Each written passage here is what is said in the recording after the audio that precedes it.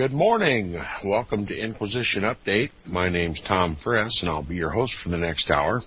You're listening to FirstAmendmentRadio.com. Thanks for tuning in. And also, please pardon me for a bit of laryngitis this morning. It's the cold and flu season. And I'm being attacked by these viri that are trying to invade my body and turn me into an invalid. So I'm up and at 'em this morning and doing the best I can, but struggling to keep my voice together, but I'll do the best I can. We're going to continue our reading and discussion of the book, The Papacy and the Civil Power by R.W. Thompson, if my voice will hold out. And we're going to continue just a previous paragraph previous to where we ended yesterday on the program. We're talking about the time in English history where the papacy overthrew the kingdom of England.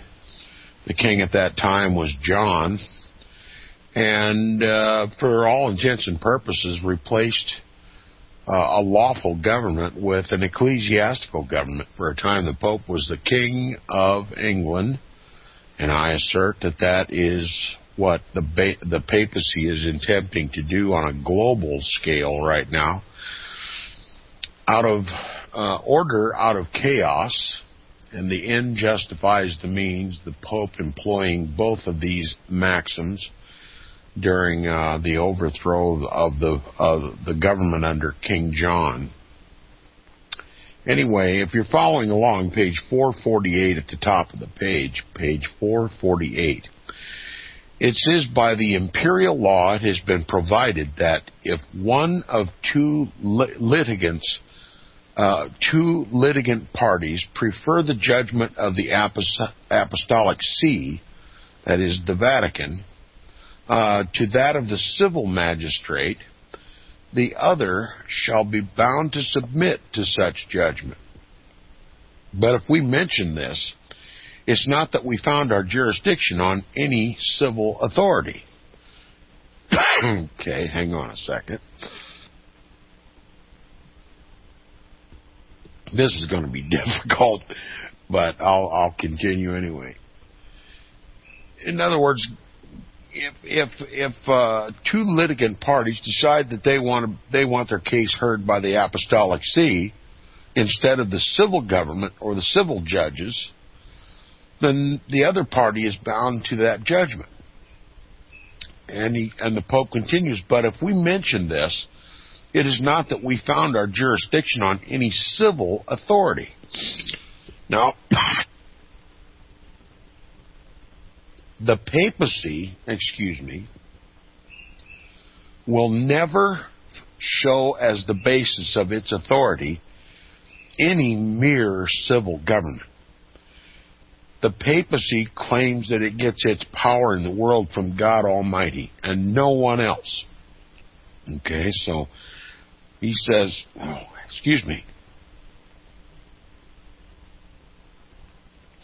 he says, God has made it our duty, that is the Pope's, the duty of the popes, to reprehend the man who falls into mortal sin. And if he neglect our reprehension, to compel him to amend by ecclesiastical censures. The Pope may force or compel a man to amend his ways by imposing ecclesiastical censures.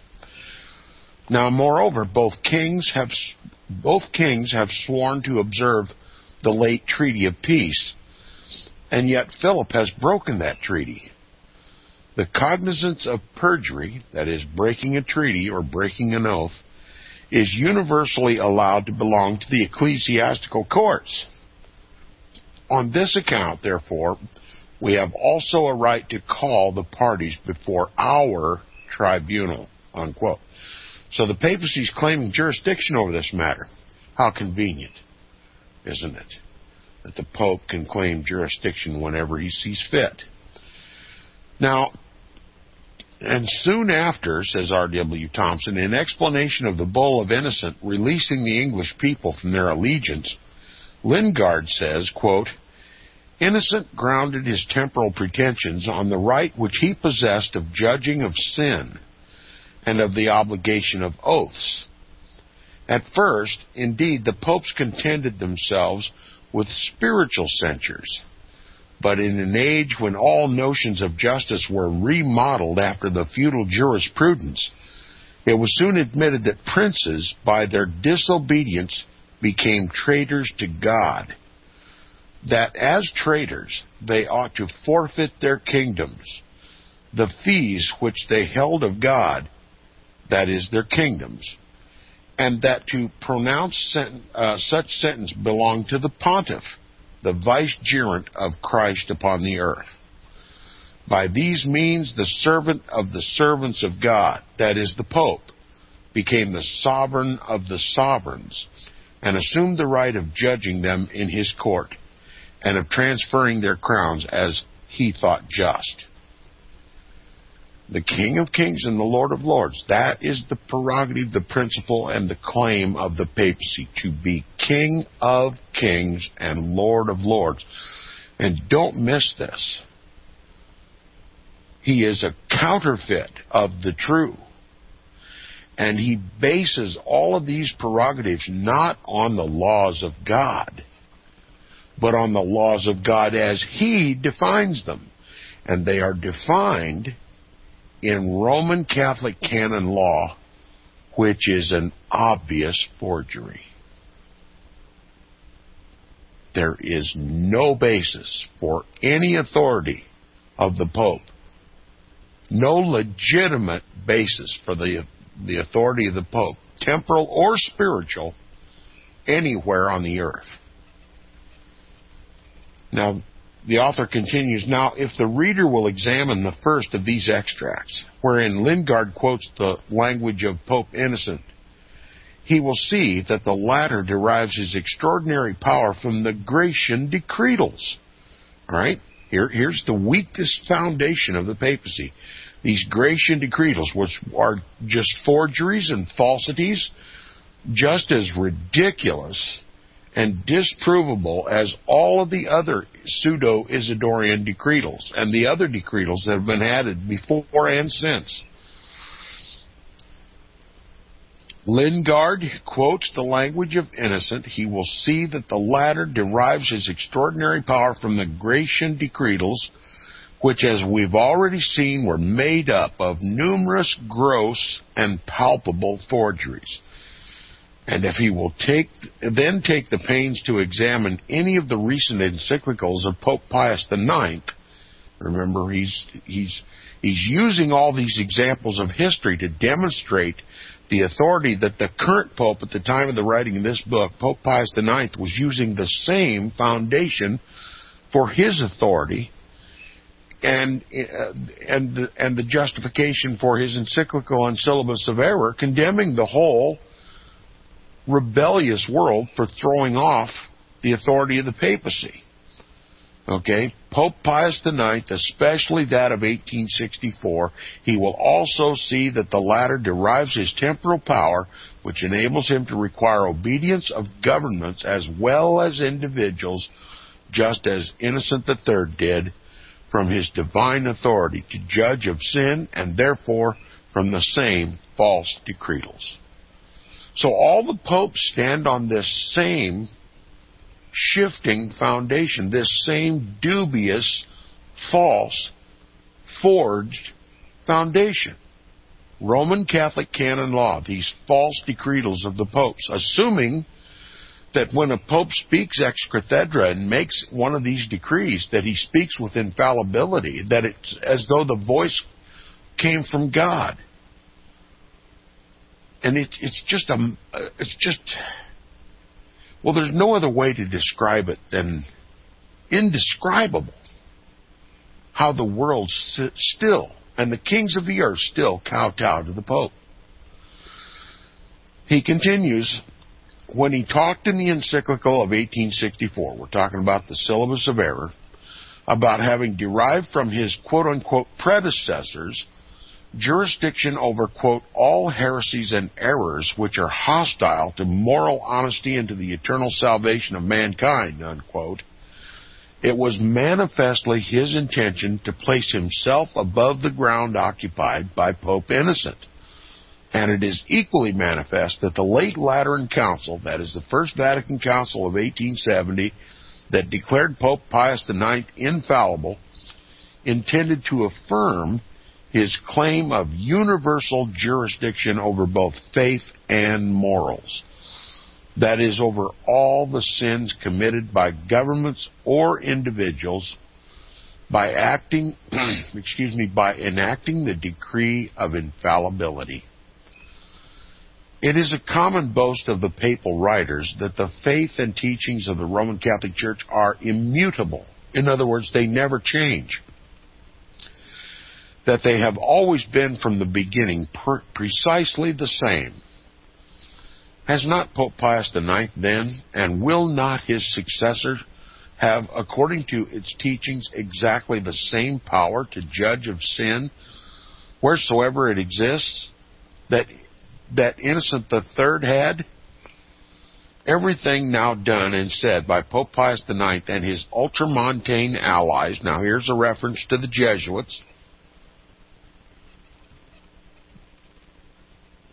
Pardon me, listeners, I'm still having trouble. Anyway, everything now done and said by Pope Pius IX and his ultramontane allies, his Jesuits, is confirmatory of the fact that they so understand the character of the papal jurisdiction.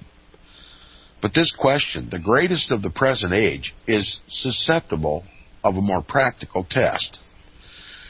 Alexander II, at the direction of Hildebrand, remember he was the power behind the power at the Vatican. We've been talking about Alexander II all the time, but we were given to understand that it was the future Pope Gregory VII who was holding Pope Alexander II's hand. And everything that we've covered in this chapter, you can see Hildebrand standing in the background. He had not yet become Pope, but he was a cardinal. And he was ruling the roost at the Vatican. And I use those terms advisedly as well. Anyway, Alexander II, at the dictation of Hildebrand, took jurisdiction over the political affairs of England and gave away its crown to William of Normandy because Harold had violated his oath. Okay, there's papal jurisdiction right there, perjury. Thereby committing a sin. Okay, that too is the jurisdiction of the Pope.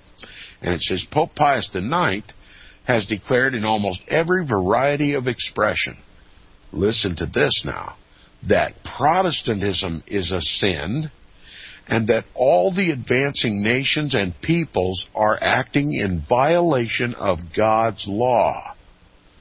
Now do you see what the motivation of the Syllabus of Error of 1864 was? It was an attack on Protestantism, that Protestantism was a heresy, that it was a sin, and it was a sin practiced by all of the advancing nations and peoples in violation of God's law. And what is God's law according to the papacy? Everybody repeat after me. Roman Catholic canon law. The pseudo-Isidorian decretals. Falsehoods, lies, and forgeries. It says, Pope Pius IX has declared in almost every variety of expression that Protestantism is a sin, and that all the advancing nations and peoples are acting in violation of God's law. Why may he not, therefore, arraign them on the bar of the Roman Curia, pronounce judgment against them, and dispose them as the interests of the Church shall require? Good question, isn't it? Now we might think, well, what form would that disposition take place? Well, all we have to do is look at the example that the popes used on England. Completely overthrew the government, turned it into an ecclesiastical government. And I assert that that's exactly what they're trying to do here in the United States of America. And as counterproductive as it might seem to argue against a declaration that this is a Christian nation, I want my listeners to realize to be careful when you hear people insisting that America is a Christian nation. Make sure that they're not using the word Christian to represent Roman Catholicism, okay? Because they're not the same. They're antithesis of one another. Now, it says, Innocent III declared that he did not derive his jurisdiction over nations from any civil authority. And Pope Pius IX has done the very same thing. They both assert the divine right to comprehend sin and to compel amendment by ecclesiastical censures. All this is of the faith and of the morals, and therefore what they have said is to be taken as said ex cathedra. In other words, from the throne, as if it were God speaking. Innocent III was as infallible when he released the English people from their allegiance and declared that another king than John should be selected, quote, by the authority of the Apostolic See, unquote, as Pope Pius IX now is when he commands the faithful of Germany, Switzerland, and Brazil to resist the laws of their respective governments and calls such resistance the true service of God. So here we have in the encyclical of 1864, the papacy upsetting the governments of Germany, Switzerland, and Brazil, calling the people to resist those governments. Doing on a limited scale what he did in England. Remember, England was a precedent-setting circumstance for the papacy. Now, therefore, the penalty for disobedience to papal command must be the same in each case. For the Church, that is, the Pope, judges for herself what she shall do, how she shall do it, and in what manner a refusal to obey her shall be punished. Innocent III made those who disobeyed him, quote, traitors to God, unquote. Are not those who disobey Pope Pius IX precisely the same? Innocent III declared that, quote, they ought to forfeit their kingdoms, unquote, because they, quote, held of God, unquote, against whom they committed the treason, and, quote, that to pronounce such sentence belonged to the pontiff, the vicegerent of Christ upon the earth, unquote, who was, quote, the sovereign of the sovereigns, unquote, and had, quote, the right to judge them in his court and of transferring their crowns as he thought just, unquote. If one of the greatest of the popes has any authority in fixing the law of the Church, then this is as much its law today as it was when it was decreed at the Vatican. And that Pope Pius IX and all his Jesuit supporters so understand it will not be questioned by any who will take the pains to examine the facts. It would require a volume even to compile, without comment, what has been written on these subjects. The Catholic World says, quote, while the state has some rights, she has them only in virtue and by permission of the superior authority, and that authority can only be expressed through the Church. That is, through the organic law infallibly announced and unchangeably asserted, regardless of temporal circumstances, unquote. The Catholic World. Roman Catholic publication. You want to see how our government operates? Just read a Roman Catholic publication. Now, Dr. Brownson, we've talked about him before. Dr. Brownson says, quote, no civil government, be it a monarchy, an aristocracy, a democracy, or any possible combination of any two or all of them, can be a wise, just, efficient, or durable government governing for the good of the community without the Catholic Church. And without the papacy, there is and can be no Catholic Church, unquote. It's rather poignant, isn't it? No government is valid unless it is controlled by the Pope. Now then, as an argument to enforce the proposition that, quote, human laws repugnant to the divine law have no force whatever, and are on no account to be obeyed, unquote, he proceeds to say, quote, now as all laws, as all rights, are spiritual or divine, and as all their vigor as laws is derived from the spiritual order, only a spiritual court or representative of the divine order is competent to judge of them, define, declare, and apply them to the practical questions as they come up in individual or social life. Again, my apologies.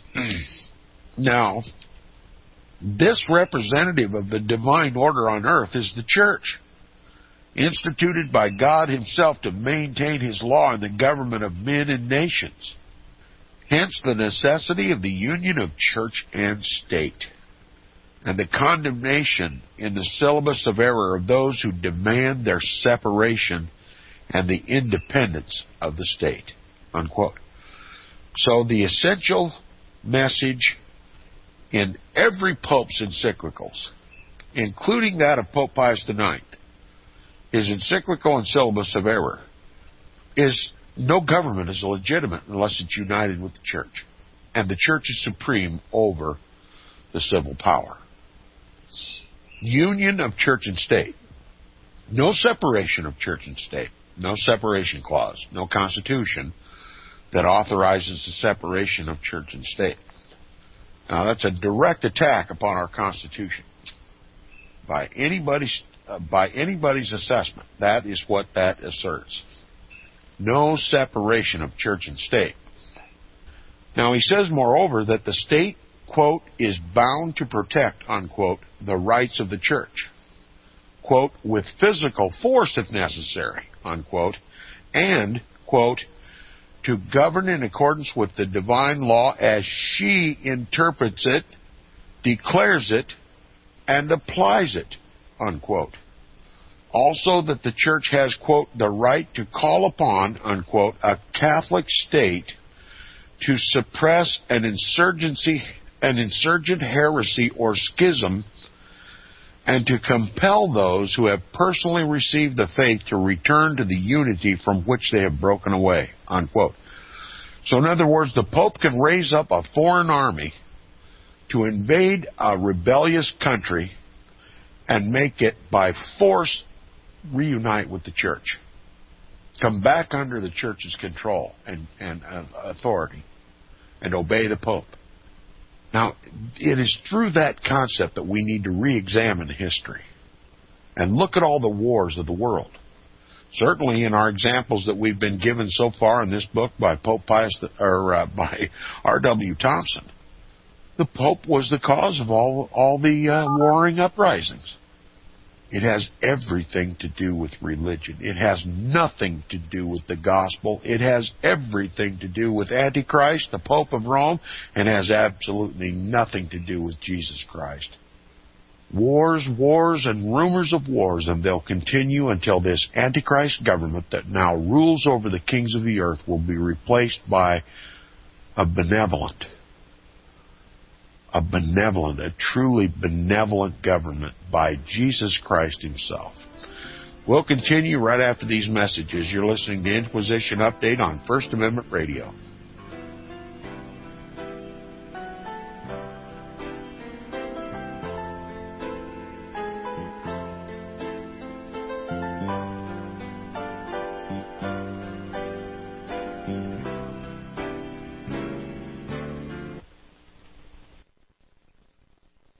You're listening to FirstAmendmentRadio.com worldwide. Freedom is never free. We need your support today at FirstAmendmentRadio.com.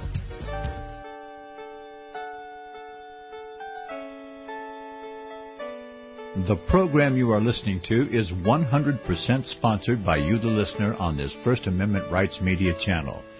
You will notice that there are few commercials on this radio network. There's a good reason for that. Corporate advertising dollars come with strings that limit program content. So without your help, these programs cannot continue on Internet or our several affiliates. If you benefit by the educational law programs, we ask you to give.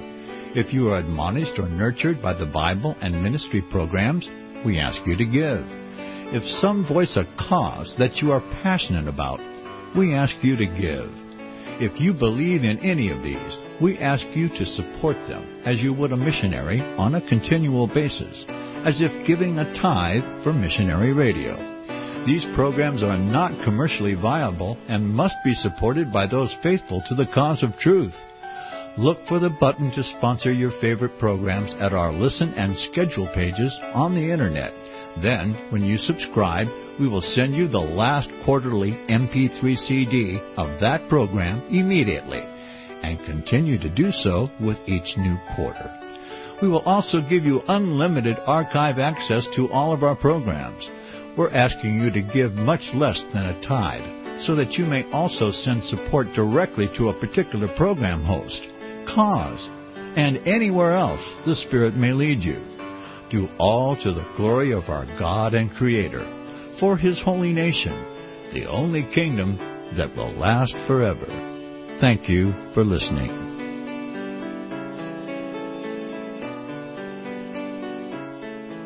Visit crosstheborder.org, CROSS, crosstheborder.org, to get your print, EPUB, or PDF version of the book, The Rapture Will Be Canceled. That's crosstheborder.org. I know you all want answers, and believe me, so do I, and I'll do my best to get them. Despite Nicolas Cage's promise to do his best to get left behind rapture answers for us, don't hold your breath. Not everyone believes Left Behind is true prophecy. Some may even regard as conspiratorial the mainstream re-release of the Left Behind movie with actor Nicolas Cage portraying the main character as an attempt to further reinforce in the minds of all this perception of false prophecy in order to condition the masses for the play about to begin. If you want true Bible prophecy answers, get the book, The Rapture Will Be Canceled. The author exposes the Latin rapture origin, the 7-year tribulation deception, true Bible revelation of Daniel's 70 weeks, the abomination of desolation, the restrainer, America in the Revelation, the image of the beast and the mark of the beast, and the truth about God's chosen people, and so much more about Bible prophecy. This book will shatter the Left Behind paradigm of future events. Get the book, The Rapture Will Be Canceled. Visit crosstheborder.org, CROSS, crosstheborder.org, to get your print, EPUB, or PDF version of the book, The Rapture Will Be Canceled. That's crosstheborder.org.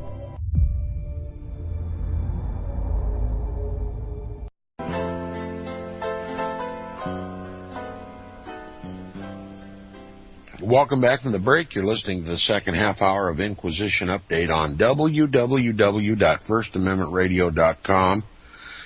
And we're currently reading and discussing the book, The Papacy and the Civil Power. We're talking about Pope Pius IX and his encyclical and syllabus of error. Before we continue, though, I want to remind my listeners that I have a new blog page, inquisitionupdate.wordpress.com, but you can still go directly to it by just clicking the old link, inquisitionupdate.org, and catch up on the daily editions as I post them, and sign on and get them delivered directly through your email if you're interested.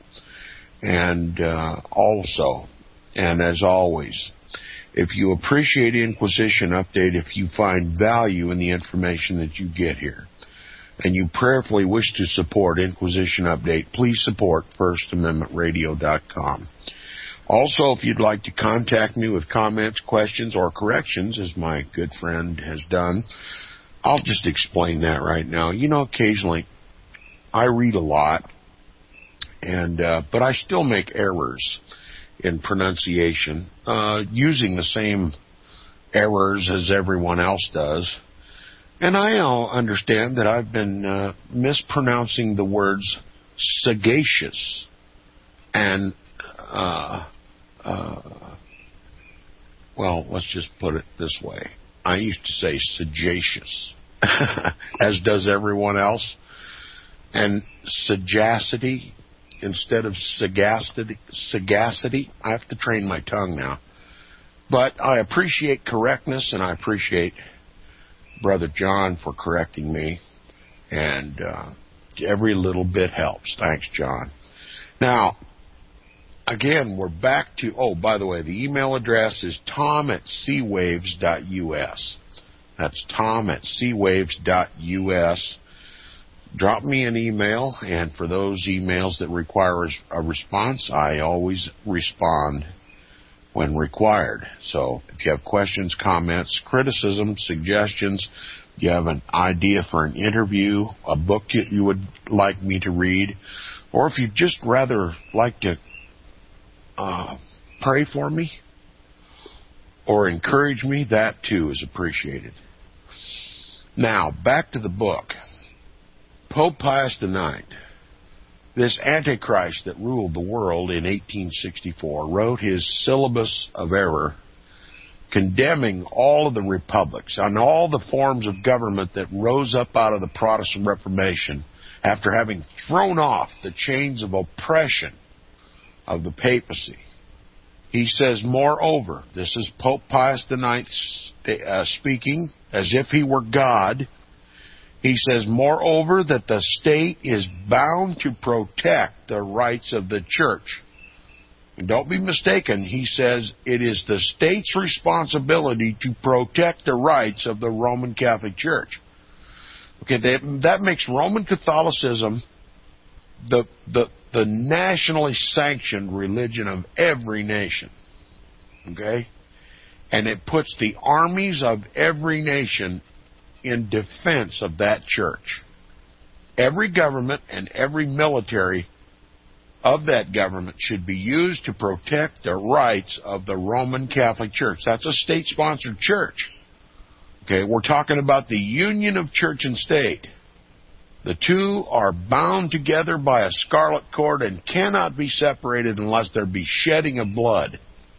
Okay, and the state or the church rules over the state. The state is a vassal of the church, just like England was made to be a vassal of the Pope. And the church may use physical force if necessary, and to govern in accordance with the divine law as she alone interprets, declares, and applies it. Okay, physical force is the defining characteristic of this state-sponsored Roman Catholic Church throughout the world. If you want to know who causes the wars of the world, simply read the papal encyclicals. Simply understand that wars do not happen by happenstance, not as a result of circumstances, but they are orchestrated, and they are all for the purpose of extending the papal power, both spiritual and temporal, over the world. And in every war, you'll see the Vatican's hand. Now, also, that the Roman Catholic Church has, quote, the right to call upon a Roman Catholic state to suppress an insurgent heresy or schism. First of all, you must understand that the Roman Catholic Church is the only one qualified to define and identify a heresy and a schism. And once she defines you as a heresy or a schism, she can call a Roman Catholic nation, a Roman Catholic state, or a Roman Catholic entity to suppress you by force.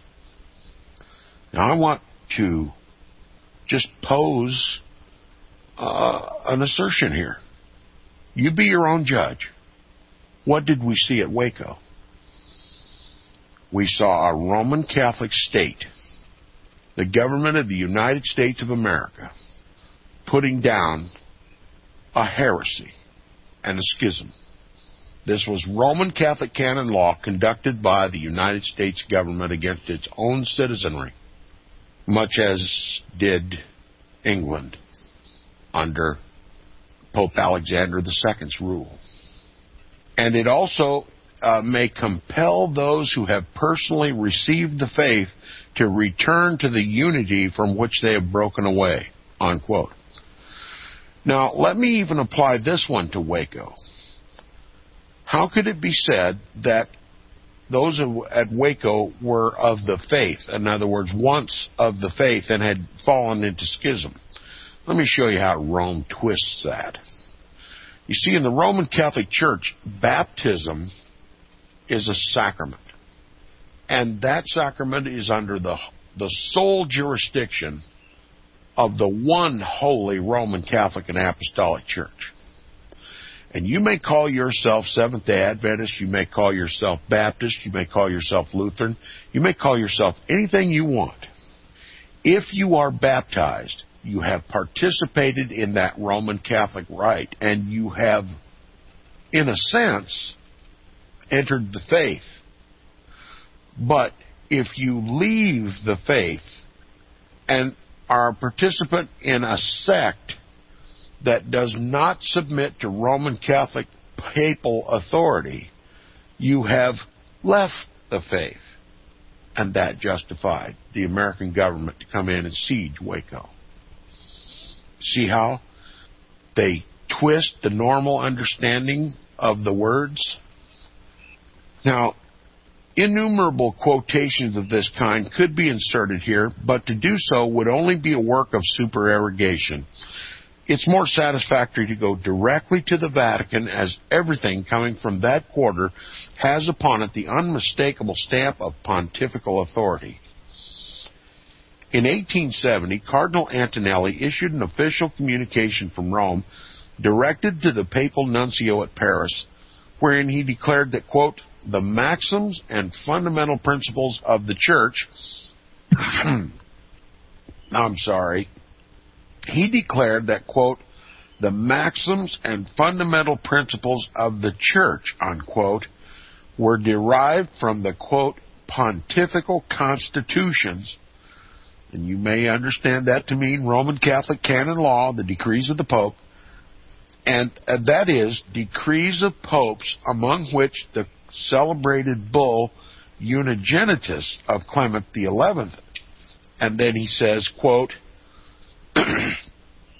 and in truth, the Church has never intended, nor now intends, to exercise any direct or absolute power over the political rights of the state, having received from God the lofty mission of guiding men, whether individually or congregated in society, to a supernatural end.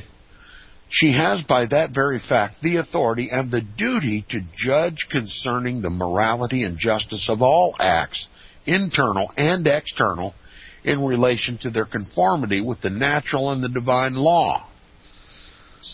And as no action, whether it be ordained by a supreme power or be freely elicited by an individual, can be exempt from this character of morality and justice, so it happens that the judgment of the Church, through falling directly on the morality of the acts, indirectly reaches over everything with which that morality is concerned. So on one side of her mouth she says she has no absolute power over the political rights of the state, and then turns around and says that everything is under her jurisdiction. So you got to be real careful when reading this gobbledygook from the papacy. It's better to judge the Roman Catholic Church not by what she says, because she speaks in a language that only she can understand. It's far, far better to judge the Roman Catholic Church based upon what she does. And that's what this book is all about, comparing what she says with what she does. Now, this is distinct enough to convince the most incredulous that it is a fixed and well-known understood law of the Roman Catholic Church that all individuals and societies and nations are within the circle of papal jurisdiction, and that whatsoever they may do not compatible with God's law, as the Pope shall define it, in the whole domain of faith and morals, he has the right to condemn, and does condemn, by virtue of authority derived directly from God. Hence it will be perceived that the law of the church is today just what it was announced to be by Innocent III, and that it confers on Pope Pius IX precisely the same authority which he claimed over the crown of England and with Alexander II exercised when he decided it to belong to William of Normandy. So the Pope still carries the same power today, or at the time of the writing of this book, 1876, Pope Pius IX had the same authority as did Alexander II when he overthrew the government of England. The papacy is never going to give up any power. And every time they write an encyclical, they reiterate that power. Universal power, unquestioning power, exempt from any prosecution, the power over kings and nations and individuals. Kind of sounds like a god, doesn't it? But he's no god. Now, the law being the same, the penalty for disobedience must be the same, for the church never changes. In any given case of disobedience, whether by an individual or a nation, the act must be necessarily treason against God, as Pope Innocent III declared. The individual, for this offense, is cut off by the sword of excommunication from all fellowship with the faithful, and the doors of heaven are closed against him. If he be a ruler, his authority to govern is stricken from his hands, and those who owe him obedience by the laws of the state are commanded not to obey him. The nation, not having, like the individual, a corporeal body to be punished or a soul to be damned, forfeits all rights to the exercise of the power out of which its disobedience arose, and becomes thereby subject to the sovereign of the sovereigns, the Pope, to whom God has given authority to pronounce judgment against it in his court, and to transfer it to whomsoever he shall think just, that is, to the faithful, who will bring it into the path of duty. And when all other remedial measures have failed, the Church, says Pope Pius IX, has the right to avail herself of force to compel obedience. So the Pope can rise up against the king. If the king doesn't repent, he can absolve the people of any allegiance to him, overthrow his throne, and the faithful Roman Catholics of every nation then have the prerogative, upon pain of excommunication, to replace that king with a king that will answer to the Pope. Okay? That's how it works. And if that fails, then the Pope has the right to exercise force to compel that whole nation to comply. You suppose the Pope's getting ready to do that here in the United States? Well, you say, well, Tom, there's a lot of Roman Catholics in this country. Yeah, but if you read Roman Catholic canon law and see how Catholics live in this country, you've got to believe he believes they're all heretical, schismatic. They don't appreciate his authority, not the way it's defined in Roman Catholic canon law. They take what they like about the Pope and they spit out what they don't like about the Pope, and the Pope's not going to tolerate that. Could Roman Catholics be trusted to replace this government with one who will bend his knee to the Pope and do as he says? And if not, you must realize that the Pope is considering, or could consider if he thought fit, to completely destroy this nation, just as he did England. Now, we're not left, excuse me, we are not left to any conjecture in reference to the punishment of individuals or nations for the heresy of disobedience to the Pope, which is considered as disobedience to God. If the doctrine laid down by Pope Innocent III and Pope Pius IX is not explicit enough on the subject, it is so laid down by authors of recognized authority who have compiled the law of the Church as to leave no room for question. In 1773, a work was published in Spain written by Alfonso de Castro, a learned friar, which was designed to set forth the law of the church for the punishment of heretics. This punishment he divides into two classes, spiritual and temporal.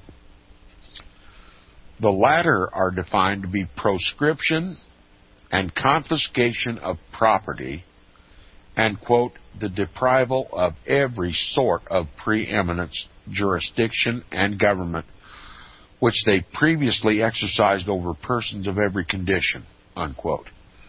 To this class belongs kings and those who govern public affairs. Quote, a king, he says, having become a heretic, is ipso jure deprived of his kingdom, a duke of his dukedom, an earl of his earldom, and so with other governors of the people, by whatever name they are known, unquote. And this is done by the Pope, who, quote, deprives a king of his royal dignity and strips him of his kingdom.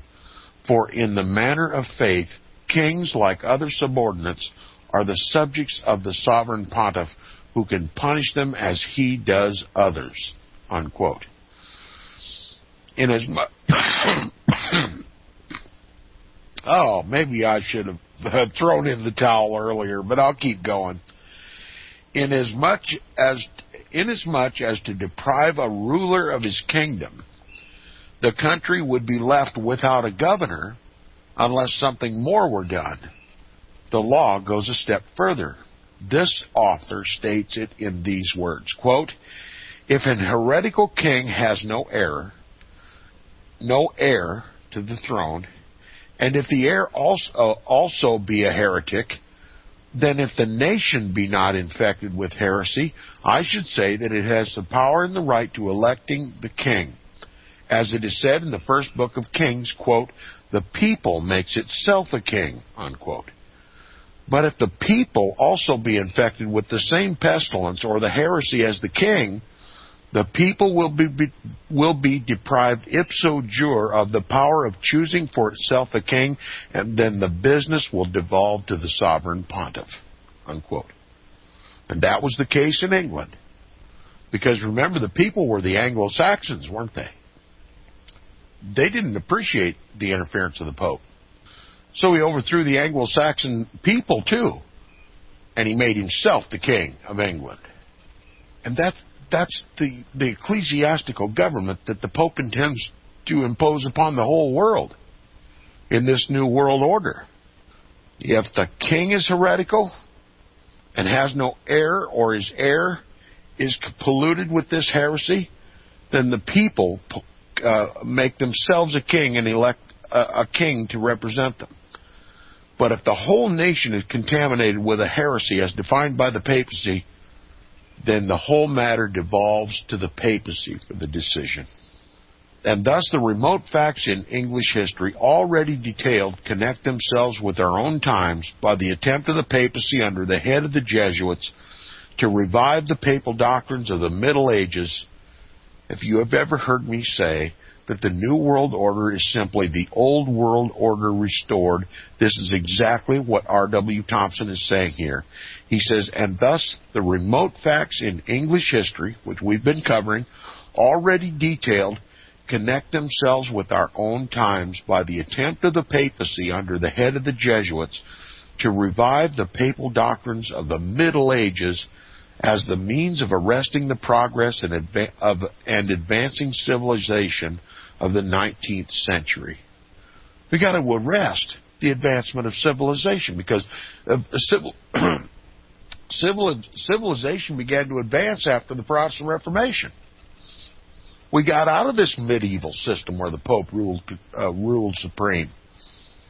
We put Christ on the throne, and we became industrious people, having the law written upon our own hearts. We had no need for a pope. We only had need to obey God's law. And then we were able to put all our resources into advancements. But the Pope doesn't like that system. He wants to return to the Middle Ages, the Old World Order. It says the passionate declamation of the Pope and the vaporing of a few hierarchs, or all of them for that matter, amount to nothing in the abstract. Like all others of disappointed ambition, they are most prolific in terms of denunciation against those who have been driven out of the Roman Catholic Church by their severity and injustice. And if they choose to drive them still further by additional severity and injustice and every form of anathema and malediction, Protestants are not likely to concern themselves very much about it. But when they